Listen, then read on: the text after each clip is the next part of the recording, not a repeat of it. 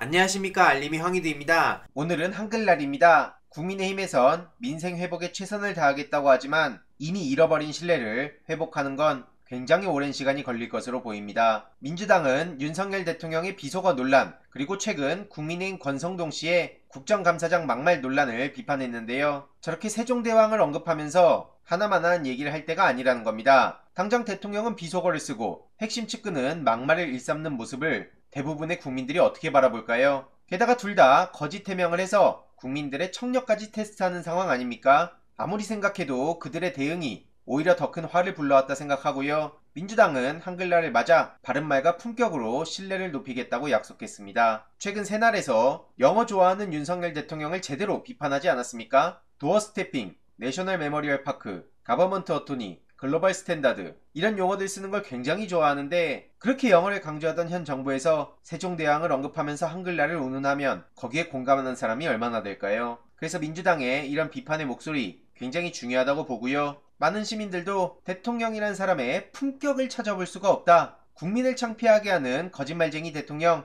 세종대왕께 부끄럽다는 반응도 많은 공감을 얻고 있고요. 민주당이 조금 더 세게 강하게 목소리를 내길 바란다는 얘기에도 많은 공감이 이어지고 있습니다. 이후로도 최근 이재명 대표는 계속된 민생 행보를 보이고 있죠. 납품 단가 연동제를 두고 윤석열 대통령 공약이기도 한 만큼 조건 없는 협조를 요구한 겁니다. 현재 운영되는 납품대금 조정협의 제도는 한계가 명확하다는 거고요. 납품 단가 연동제는 별도 신청 절차 없이 가격이 변동함에 따라 납품 단가가 자동으로 조정돼서 실효성이 크다는 겁니다. 건강한 경제 생태계가 돼야 지속 가능한 성장이 되는 만큼 중요하다는 거고요. 원청업체와 하청업체 간 거래에서 원자재 가격 변동분이 납품 단가에 반영되도록 하는 제도입니다. 특히 지금처럼 글로벌 공급망 위기가 오랫동안 지속되는 상황엔 너무나 중요한 민생 이슈인 거죠. 이에 많은 시민들은 일 잘하는 일꾼은 이재명이다. 지금은 납품 단가 연동제가 필요한 시기다. 윤석열 대통령은 이게 뭔 소리인지도 모를 텐데 야당 대표가 대통령한테 공약을 협조해달라고 여당에 말하는 현실 자체가 너무 웃기다는 얘기도 나오고 있죠. 그러든 말든 현재 윤석열 정부는 떨어진 지지율을 회복하기 위해 말 그대로 쇼를 하고 있다는 얘기밖에 안 나오는데요. 여가부 폐지 관련 회의 기록도 제대로 남기지 않았다고 합니다. 이런 중요한 작업 과정이 불투명하게 진행되고 있다는 지적이 나올 수밖에 없고요. 이건 누가 보더라도 지금 수세에 몰린 윤석열 측이 낮은 지지율을 끌어올리기 위한 퍼포먼스 아니냐는 얘기가 나오고 있습니다. 이재명 대표는 우선순위가 잘못됐다고 비판했고요. 여성가족부에 대한 청년들의 반발이 있는 건 사실입니다. 하지만 가족이나 약자들을 향한 지원, 이런 중요한 업무들도 있었는데요. 저렇게 졸속으로 묻히기만 행보를 보이는 건 너무 속이 보인다, 이런 지적이 나올 수밖에 없는 겁니다. 이에 대해서도 역시나 엄청나게 많은 비판이 나오고 있고요. 구청도 온갖 회의록을 다 공개하는데 부처 하나 없애는데 회의록 하나 없다는 게 말이 되냐? 대한민국의 질서가 사라졌다. 이런 지적까지도 이어지고 있습니다. 국민의힘 내부를 보더라도 정말 형편없다는 얘기밖에 안 나오는데요. 김기현 씨가 안철수 씨를 때리고 그런 김기현 씨를 윤상현 씨가 때리고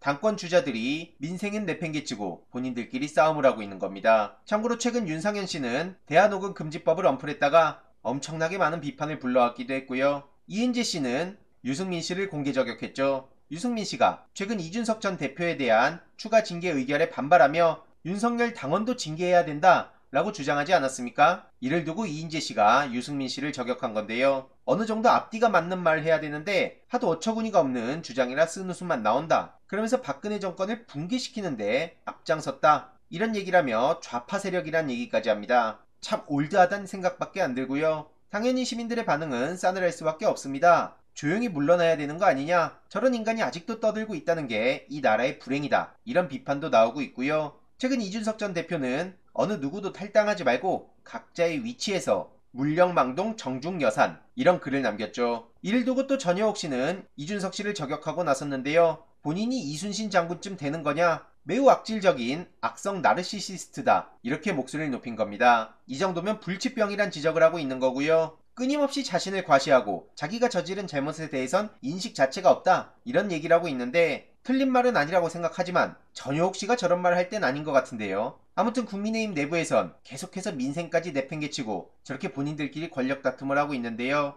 추가적인 소식 계속 전해드리도록 하겠습니다. 이번 내용도 유익했다면 구독, 좋아요, 알림 설정, 멤버십 가입 정말 큰 힘이 된다는 점 말씀드리고 싶습니다. 이번 내용도 주위에 널리 공유 부탁드립니다.